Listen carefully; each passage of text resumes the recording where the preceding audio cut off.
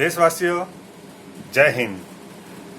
अगर कोई इंसान अपनी ज़िंदगी में ये समझता है कि पूरी दुनिया का सबसे ईमानदार इंसान मैं ही हूँ, तो ये उसकी गलतफहमी है। और इसी गलतफहमी के कारण उसके ऊपर उंगलियां उठनी चालू हो जाती है। उसकी लाख कोशिश के बाद भी वो उन उंगलियों को झुका नहीं सकता है। इसलिए सच्चाई की खोज में मत निकलिए, अपने अंदर बैठे हुए झूठ को परखिए। वैसे झूठ बोलना पाप है।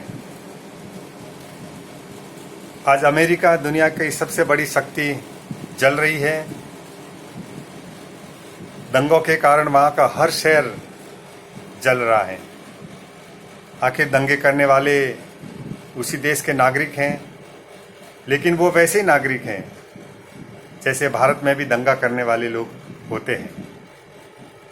वहाँ के एक अश्वेत नागरिक जॉर्ज फ्लॉयड का पुलिस के हाथों मौत हो जाता है और उसके बदले में पूरा अमेरिका जल रहा है या जला दिया जाता है। अमेरिका में आहट है चुनावों की। अगले बरस वहाँ चुनाव होने वाले हैं और ये चुनाव के पहले की जलती हुई वहाँ की राजनीति है। और राजनीतिज्ञ पूरे विश्व में एक समान होते हैं जो किसी भी प्रकार से आम पब्लिक को भड़काकर वहाँ के हालातों को सरकार के विरुद्ध में खराब किए जाते हैं। और इसी कारण उस एक मौत के बहाने पूरे अमेरिका में आग दिखाई दे रही है। ठीक है, अमेरिका के राष्ट्रपति का अपना एक अलग नज़रिया है। वो इस काम के लिए सेना भी बुला सकती हैं। कोई बोलते हैं आग में घी का काम कर रहे उसके बयान, लेकिन फिर भी अमेरिका का राष्ट्रपति है, उसकी अपनी एक नीति हो सकती है। देशवासियों, जब किसी इंसान पे अपने ही जब उंगली उठाते हैं ना, तो ये समझ लेना चाहिए कि शायद या तो मैं सही हूँ या वो सब गलत है, या फिर वो सब सही है या मैं गलत हूँ। समझने की कोशिश करनी चाहिए। वैसे महाराष्ट्र और गुजरात के तटीय क्षेत्रों में निसर्ग नाम का तूफान आने वाला है और लगभग उसकी शुरुआत हो चुकी है। बॉम्बे में 2 दिन से उसकी आहट के अनुसार हल्की हल्की बारिश हो रही है। 2 दिन से सूरज भगवान दिखाई नहीं दे रहे हैं। हालांकि गर्मी है, लेकिन भीषण नहीं है। मौसम थोड़ा थोड़ा धीरे धीरे ठंडा हो रहा है। और इस कोरोना की महामारी की गर्मी में जिसने दिमागों को जला दिया है, घर में बिठा बिठा के बेकाम से बैठे हैं लोग अपने घरों में और उनके दिलों में आग लग रही है इस जीवन को चलाने की, कि इसके आगे क्या होगा। देशवासियों, आप बिल्कुल निश्चिंत रहिए। जिस प्रकार भारत अपनी आर्थिक स्थिति को सुधार रहा है, जिस प्रकार से भारत आज विश्व में मोबाइल उत्पादन में विश्व का दूसरे नंबर का कंट्री बन गया है, जिससे उसके कई गुना एक्सपोर्ट बढ़ गया है, रेवेन्यू आ रही है, ये बहुत ही अच्छे संकेत हैं। इस कोरोना काल में इस प्रकार की खबरें बहुत ही सुहानी होती हैं और दिल को सुकून देने वाली होती हैं।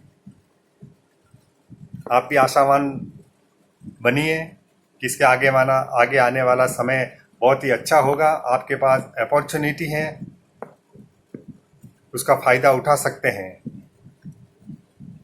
अभी आप जिस प्रकार के भी धंधे कर रहे हैं, हो सकता है दुकान फैक्ट्री का रूप ले, फैक्ट्री और बड़ी कंपनी का रूप ले, कंपनी विदेशों में निर्यात की हैसियत में आ जाए। तो इस प्रकार के आप सपने रखिए और उस सपनों को पूरा करने की कोशिश कीजिए। भारत एक मजबूत देश हो गया है और भारत का नारा make in India, made for world. Bharat में जो सामान बनेगा वो सामान पूरे विश्व के लिए बनेगा। ये बदलता दौर है, नए भारत का एक करवट है और अपने प्रधानमंत्री के बुलंद हौसलों की एक हिम्मत है जो वो हमेशा अपने देश के लिए अपने आप को पूरे भारत के लोगों की ताकत से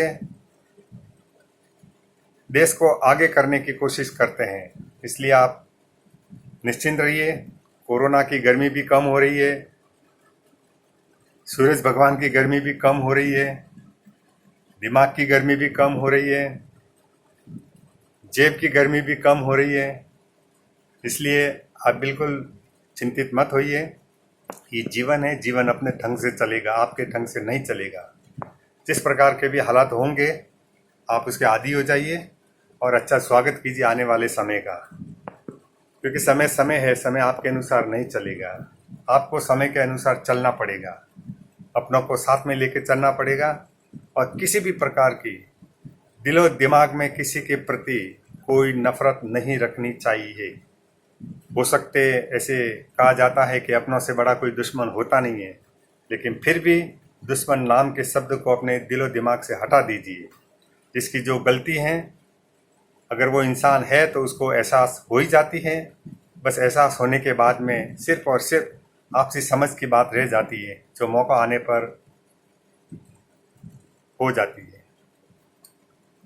देशवासी घर में रहिए, सुरक्षित रहिए और जहाँ तक हो सके लॉकडाउन के नियमों का पालन करते हुए, सोशल डिस्टेंसिंग का पालन करते हुए, जो भी निर्देश हैं उनका पालन कीजिए। अपनी सुरक्षा अपने हाथ में है। कोरोना पीछे रह गया। कोरोना आप दिमाग में मत रखिए, कोरोना अभी कुछ भी नहीं है। जिस वक्त इंसान के पैर घर से बाहर पड़ जाएंगे, कोरोना उनके दिलो दिमाग से निकल जाएगा। संयमित रहिए, सुरक्षित रहिए। जय हिंद। मैं हूँ जसवंत राज परमार, सेवाड़ी, मुंबई।